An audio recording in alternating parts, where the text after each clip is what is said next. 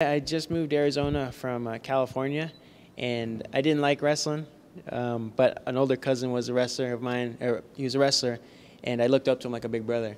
And he was the one that really turned me on to wrestling. He kind of forced me to do it one day, and I got beat up, came home with a swollen face, but I fell in love with it. It was fun to me, and I've just been running with it ever since.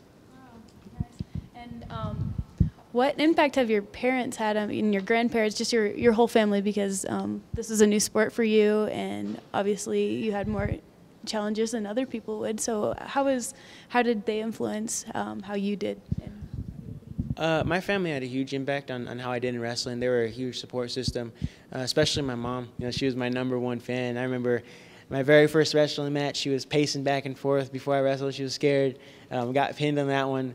But she pretty much showed up to every single match, no matter if it was in-state, out-of-state. She was always trying to be there.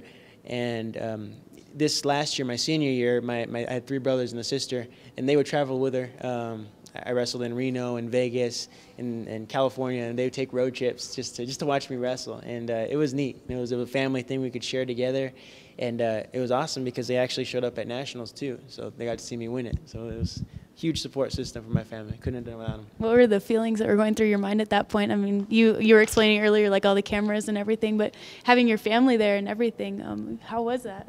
It was amazing. I mean, see, we wrestled the finals that night, so I had a whole day to sit in the hotel and just think about it. But my mom and my brothers, they came over, picked me up from the hotel, and just took me out for the day just to get my mind off wrestling that night. And it really helped. I wasn't worried about it for a little while. But that night, I remember right before the match started, I'm looking up at the crowd, but I knew where my parents and my family was, and I'm looking up at this huge crowd, and I could pinpoint where my mom was, and I'm just like staring at her up there, and I knew she knew I was nervous, and my family knew I was nervous, but they're right there. I could tell they were praying for me, and it was nice just to have that support, in that crowd. I mean, it was a hostile crowd, some of them, but just to have just those few I knew were right behind me, it was all I needed. So. And I heard that you'd like to be a motivational speaker, go to different schools and places. How about coaching? Have you thought about that? Would you like to coach? I've thought about coaching. I'm going to be doing it unofficially. I'll be helping out at Arizona State, in and out when I can. And actually, my little brother, who's 12, he's going to be wrestling, so I'm going to have some fun coaching him. But I don't want an official position. I want to be doing some different things, and my main focus is going to be motivational speaking. I want to be able to help people, not just in wrestling, but in their lives in general. And I feel like taking an official coaching spot would kind of limit my abilities to do that. So I'll be around, bouncing around, having fun, and doing what I love doing, which is helping others. And you're already doing some of that, right? Like you were in South Dakota not too long ago, and how's that? You're going to different camps and helping out, is that right? Yeah, I'm traveling around doing wrestling camps and also doing motivational speeches, and it's been amazing. It was weird because after nationals, I was like, okay, I do a few interviews. I go home, I hang out on the couch for a little bit and try to find a job, but it's been nonstop roller coaster ride ever since nationals. I'm traveling all the time, speaking different places.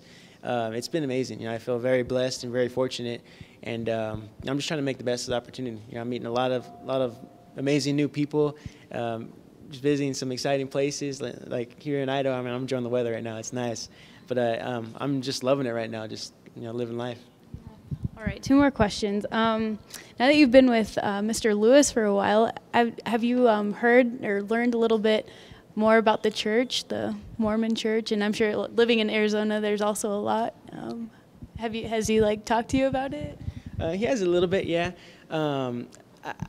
One of the things that really turned me on to Gary and really made me feel like it was the right fit was that he did believe in God.